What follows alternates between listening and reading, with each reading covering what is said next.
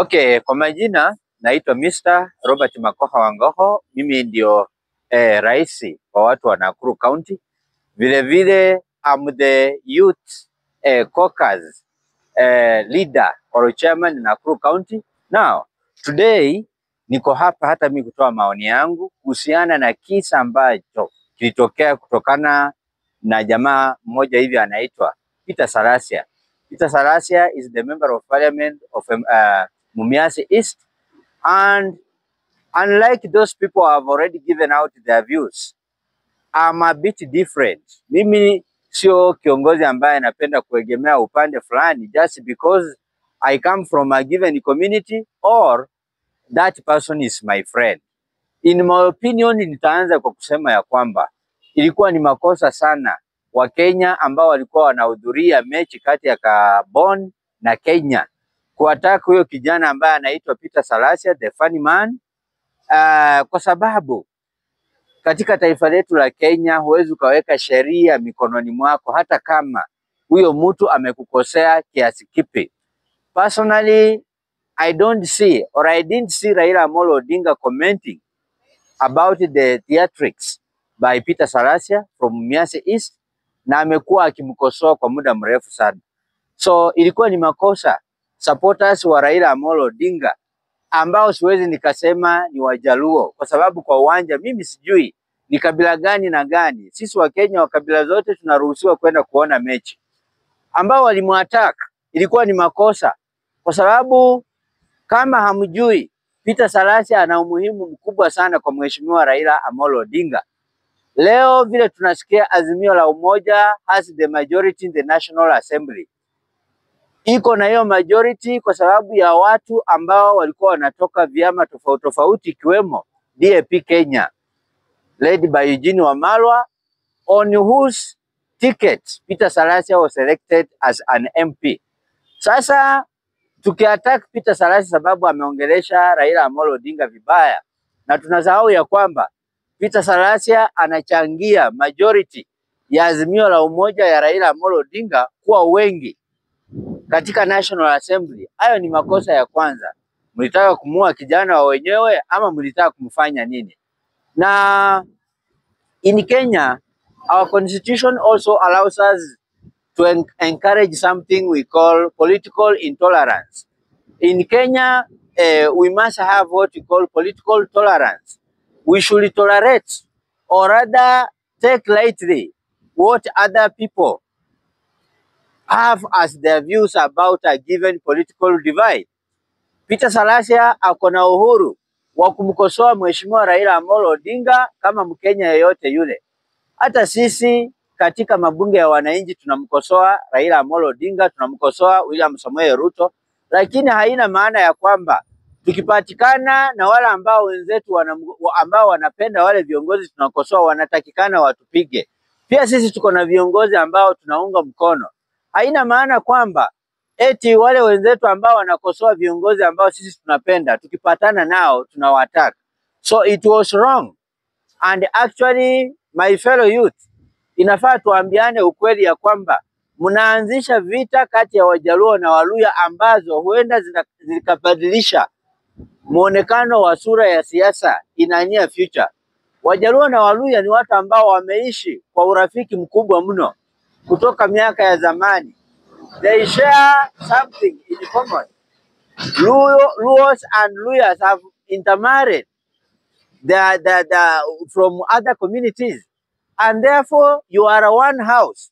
So what you have done, mungeita huyo kijana anaitwa Peter Salasya, mkalishe chini, anunue chai mkunywe, mwambie ya kwamba sisi kama vijana ambao tunakusupport ama hatukusupport, hatuoni kama unaenda vizuri kwa kuendelea kumrushia cheche za matusi mheshimiwa Raila Amolo Odinga.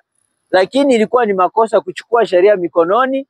Kijana ameenda kuona mpira. Mpira ni mchezo ambao ni sportsmanship, inaunganisha Wakenya wote. Yeye alienda kuona mechi ya Gabon na Kenya, lakini nyinyi mkashambulia yeye. Nyinyi mlijaribu kunyang'anya simu yake ya shilingi 1260. You see, it was wrong. And a person of my caliber in future nikichukua nafasi kama ya Peter Salasya, kama nitamkosoa Ruto ama Mudavadi ama Raila Amolo Odinga, alafu nifanyiwe kitendo kama kile, nadhani itakuwa ni jambo baya sana, kwa sababu tuko na uhuru wa kuongea, tuko na uhuru wa kutembea, freedom of speech and movement. Sasa hayo ni maoni yangu kuhusu Peter Salasya. Kwa nini hakustahili kugongwa? At the same time, Peter Salasya, whereas I don't support the beating and the hooliganism that was meted on you, pia na kukosoa ndugu yangu. Wewe bado ni kijana mdogo.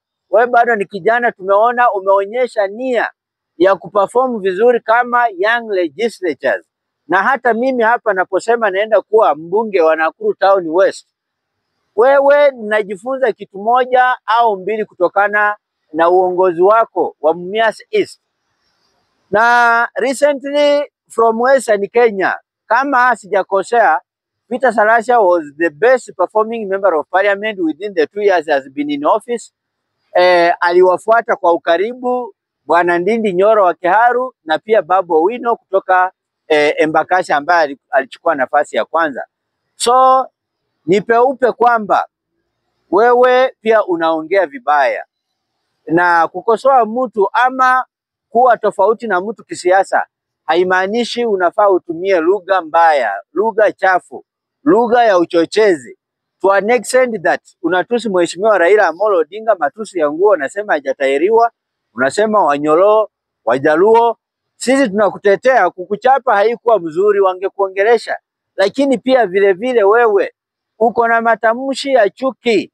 In fact, bila kuweka upendeleo ama ukabila wa aina yoyote, ati mimi nakutetea sababu pia mimi ni Mluya. Wewe NCIC wanafaa kuwa wamekuja kukutembelea, wakutafute na wakushike, kwa sababu matamshi ambayo sasa unaendelea kuextend yanaonyesha kwamba hiyo sasa ni chuki.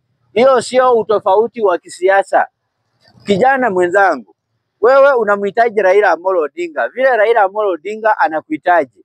Huyo ni mzee ambaye, huyo ni kijana, ni baba yako. Wacha kumtusi, wacha kutaja ukabila mwingi ukisema Wajaluo ndio waliokuattack katika uwanja wa mchezo kama Nyayo ama Uhuru Park ama wapi. Ni watu kutoka janibu mbalimbali katika taifa letu la Kenya wanakuja kuangalia huo mchezo. So wewe ukisema umekuwa attack na una point out kwamba ni Wajaluo, ni kabila fulani ndiye imekuwa attack, ni makosa makubwa, kwa sababu leo ukiulizwa uanze ku identify by face ni nani alikuwa attack na useme kama anatoka kabila ya Wajaluo, kuna uwezekano ndugu yangu unaweza kushindwa kusema kwamba fulani alikuwa Mjaluo na fulani alikuwa Mluya, fulani alikuwa Mkamba. So it is wrong. Ndio maana vijana huwa tunashikwa pia tunafungwa jela, kwa sababu tukienda before the court of law unaulizwa maswali unashindwa kuyajibu.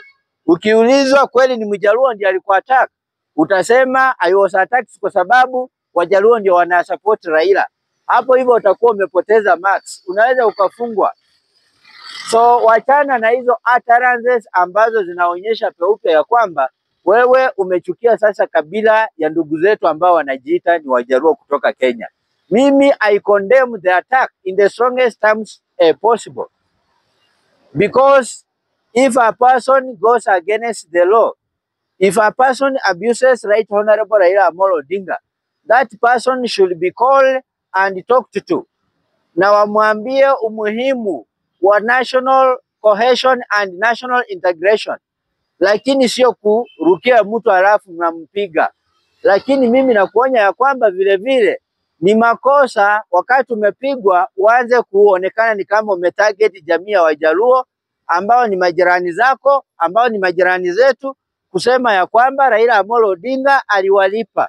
Leo ukiulizwa uliona hiyo pesa ililipwa, unaweza kosa pia kujitetea useme ya kwamba kweli niliona pesa ambayo ilipeanwa ili Wajaluo wanipige. So Peter Salasya, you are a young man full of future. Wewe bado unatumikia tu watu wa Mumias East na hata Kenya. Siku moja utakuwa CS, siku moja hata unaweza usimame urais. Kenya is a democratic country. Hakuna haja matamshi yako ambayo unayatoa siku ya leo, kijana mdogo ambaye uko na dream ya kwenda mbali, ya kuharibie siku ya kesho. ambapo kutatokea nafasi hata ya deputy president ya Western Region ambayo utafanyiwa vetting na watu waseme ya kwamba huyu hafai kuwa hata ni CS wa ministry fulani, kwa sababu matamshi yake in the past yamekuwa yanaonyesha kwamba huyo mtu ni mkabila. Kwani Rigathi Gachagua ameenda nyumbani kwa sababu gani? One of the allegations that had been labeled against former deputy president Rigathi Gachagua was that that one of the incitement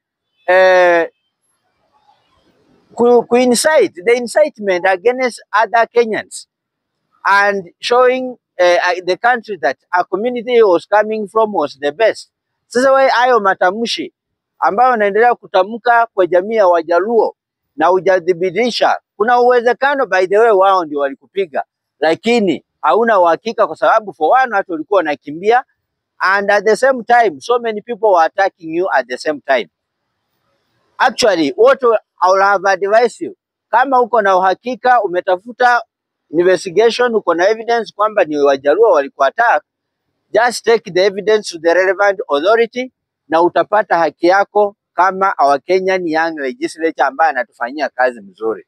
Otherwise, mimi kama kijana ambaye naona mbali na natafuta uongozi wa Nakuru Town West MP 2027, mimi singependa kusupport Peter Salasya kwa sababu ni ndugu yangu ati kutoka nyumbani, na nikose kujiuliza kwa nini alikuwa attacked with whichever the group of young people, kwa sababu kama ni sababu ya Raila Amolo Odinga, Raila ako na wafuasi Kenya mzima.